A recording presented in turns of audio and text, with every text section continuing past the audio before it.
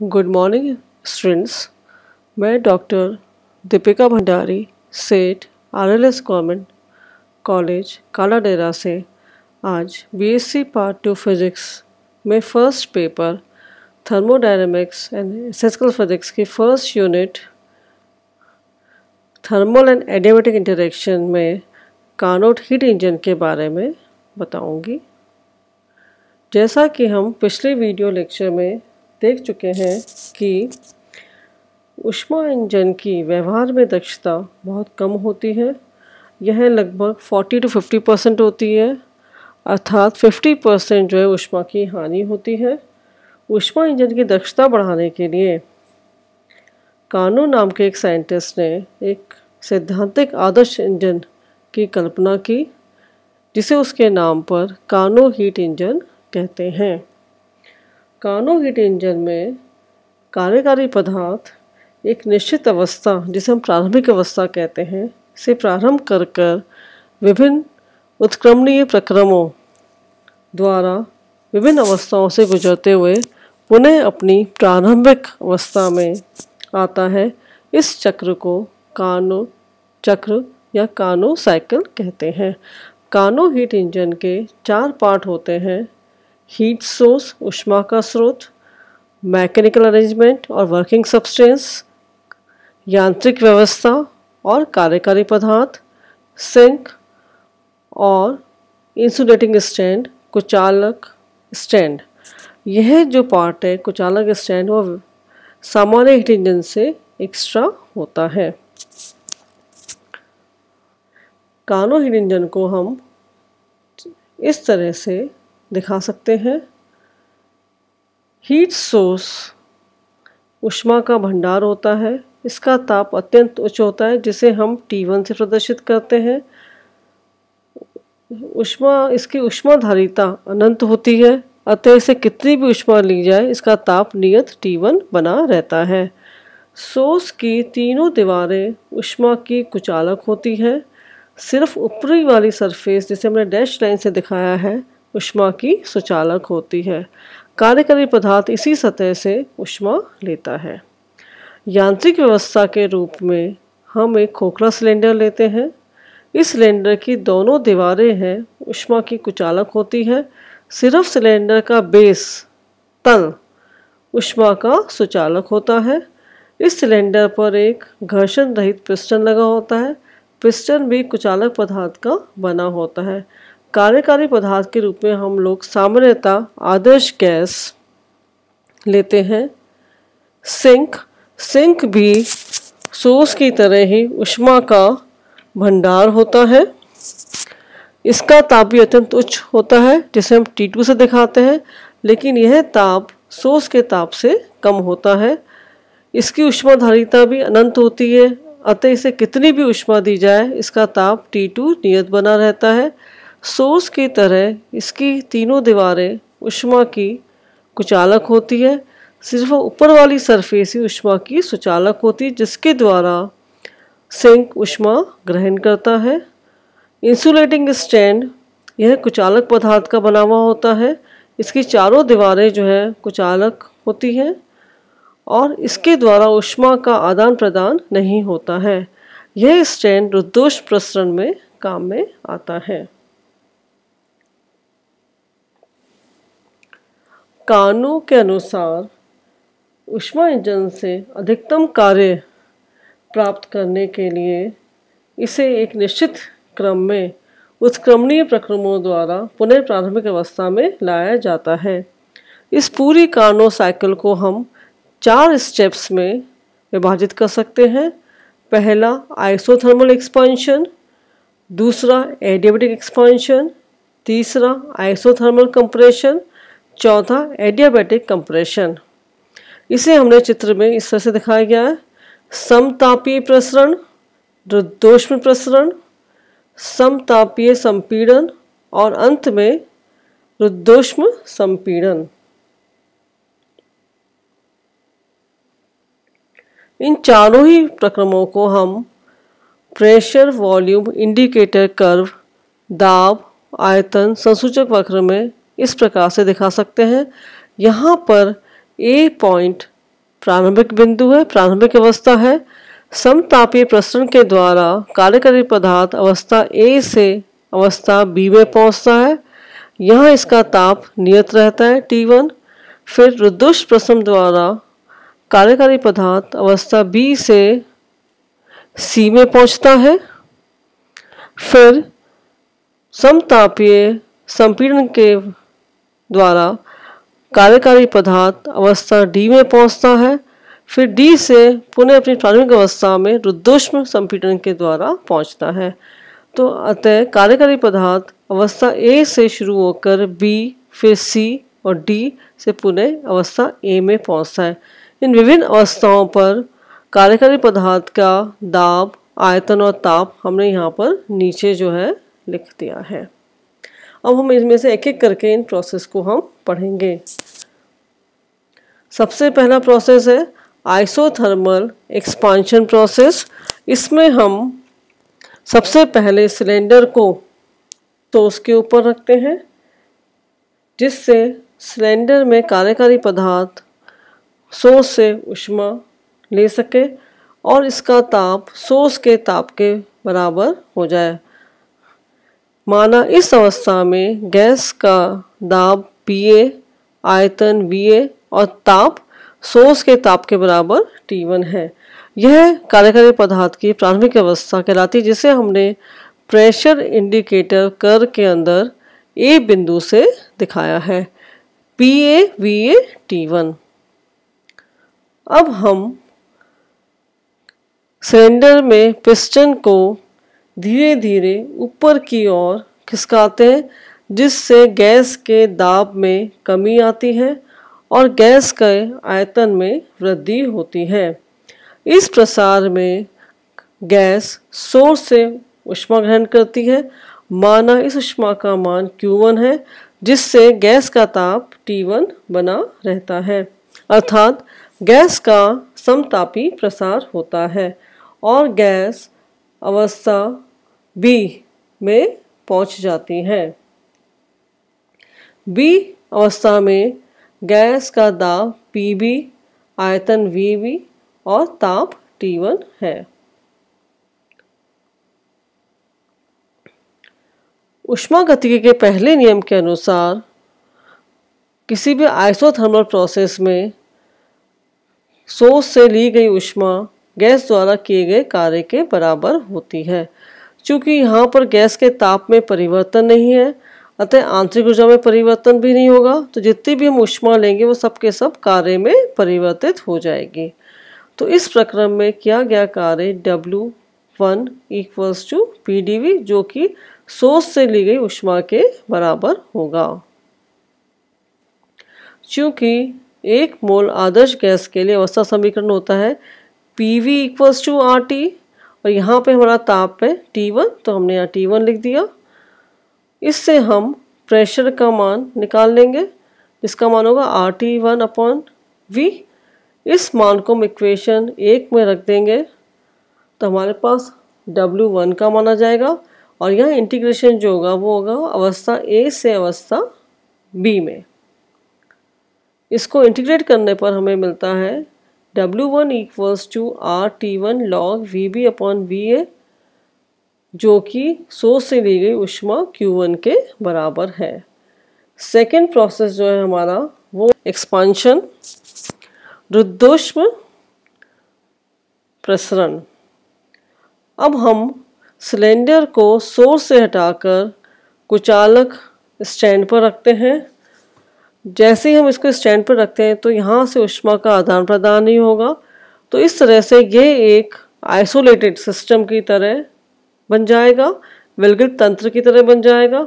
अब हम पुनः पिस्टन को ऊपर की ओर ले जाते हैं, जिससे गैस के दाब में कमी होती है और गैस का स्वतः ही रुद्धोष्म प्रसरण होने देते हैं। यह हम प्रसरण तब तक होने देते हैं जब तक कि गैस का ताप कम होके सिंक के ताप T2 के बराबर हो जाए। इस प्रकार गैस अवस्था C में पहुंच जाती है। अवस्था C में गैस का दाब PC, आयतन VC है। इस प्रसरण में किया गया कार्य W2 इक्वल्स टू PdV। रुद्धोष्म प्रसरण में अवस्था समीकरण होता है PV gamma equals to K, जहाँ पर K एक नियतांक है और गामा दो स्पेसिफिक हीट का रेशो है, निष्पत्ति है। ये स्पेसिफिक हीट है Cp और Cv।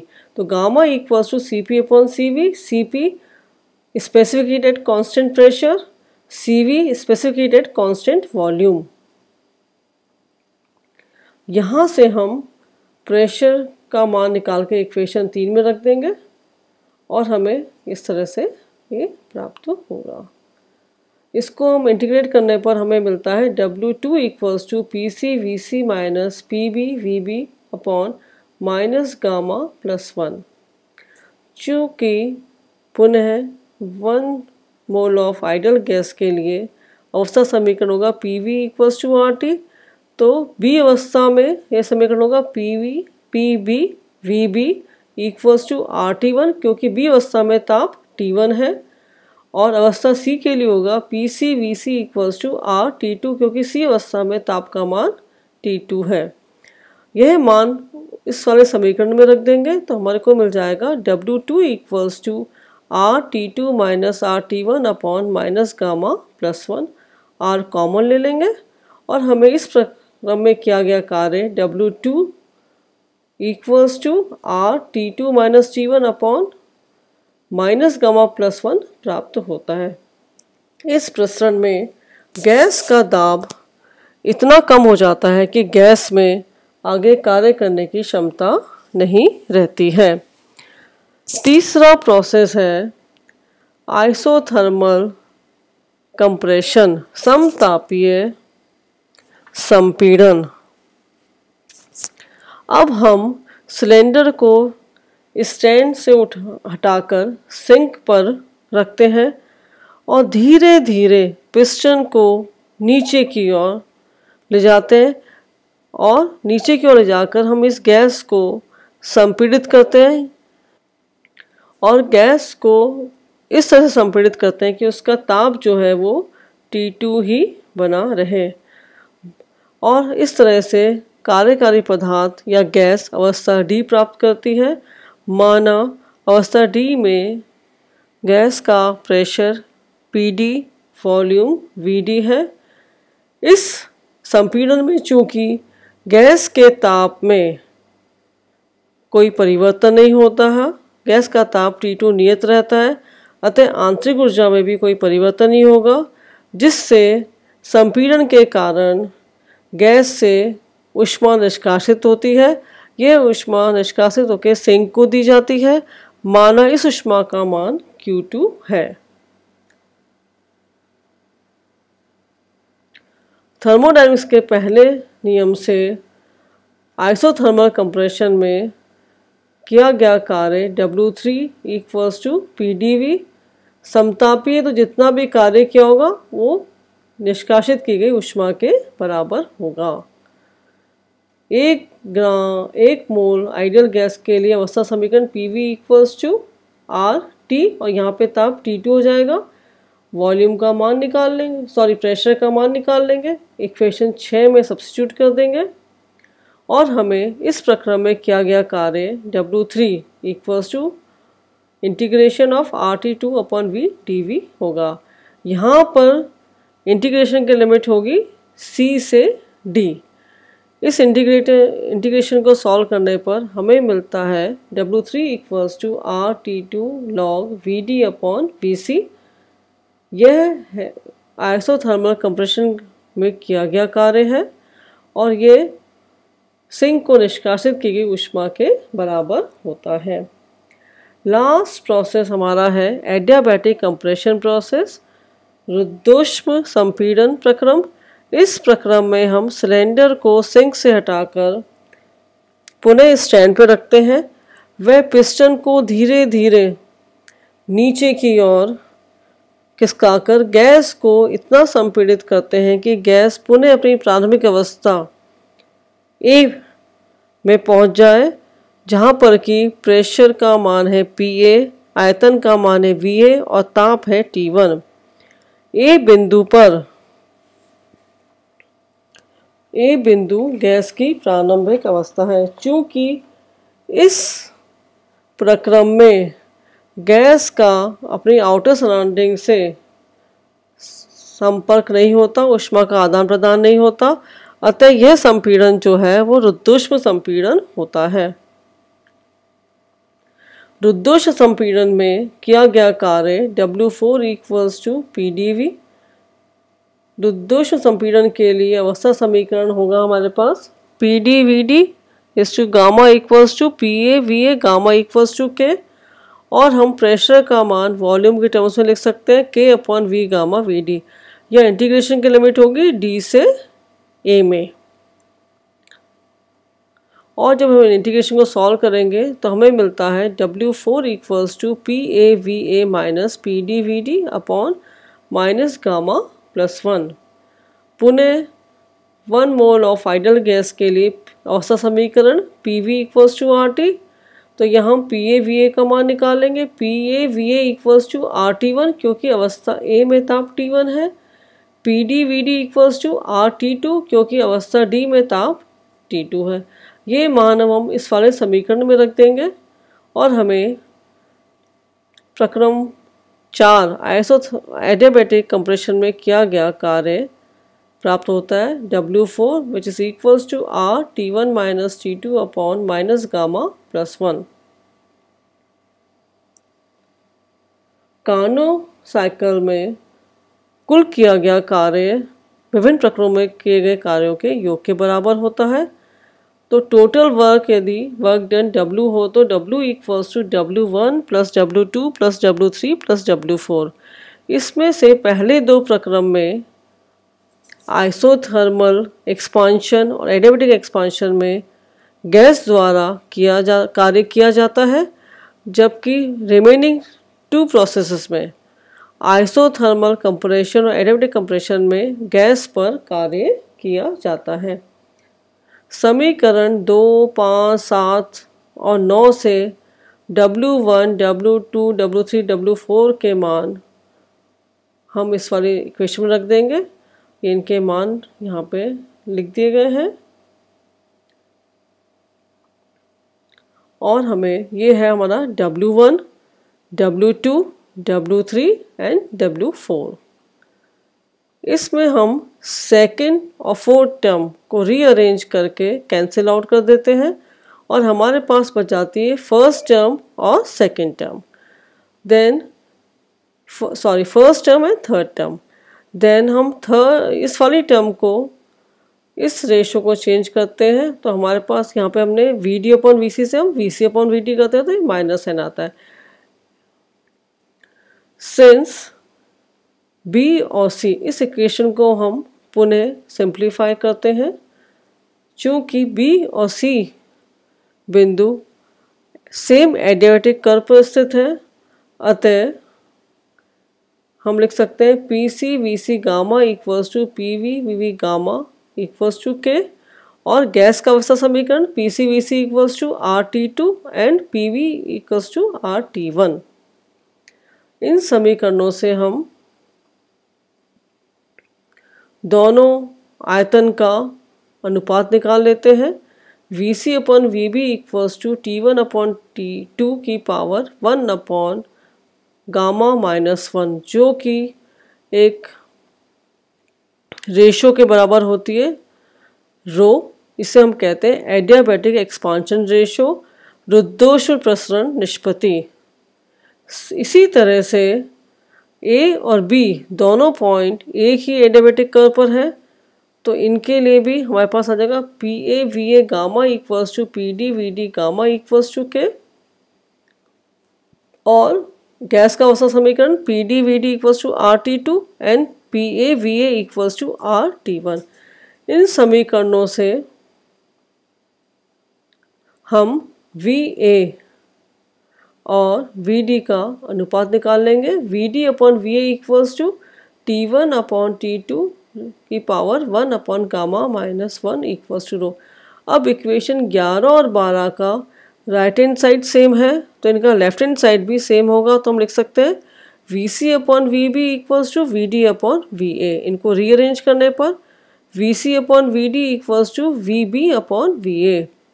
इक्वेशन 13 से मान इक्वेशन 10 में रख के हम टोटल वर्क डन निकाल लेंगे। W equals to RT1 log VB upon VA minus RT2 log, यहाँ हमने VC अपॉन VD का मान VA और VB के टर्म्स में रख दिया गया।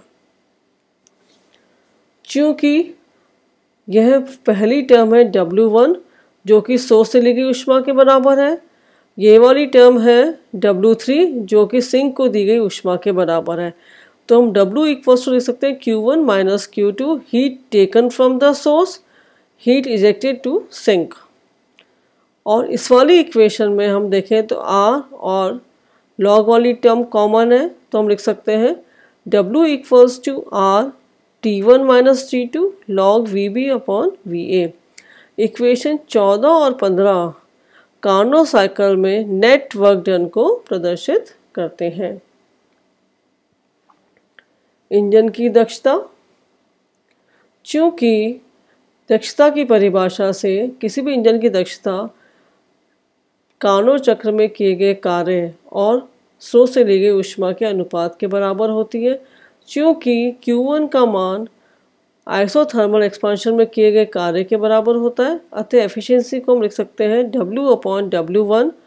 इक्वेशन 2 से W1 का मान और इक्वेशन 15 से W का मान रखने पर हमें इंजन की दक्षता प्राप्त होती है eta equals to 1 minus T2 upon T1।